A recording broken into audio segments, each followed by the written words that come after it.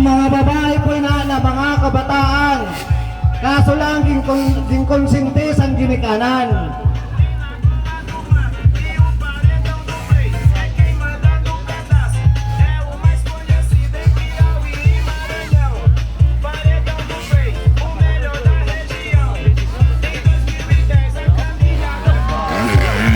We would like to encourage all the parents na may anak po na kabataan to engage in this kind of sport para po dili po sinda malingaw ay dili po sinda mapakadto sa maraot na sports.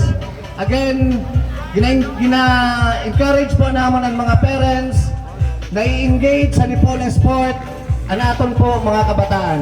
Mapababae na kalalaki, mapapakla man o bata, pwede po kanina kanang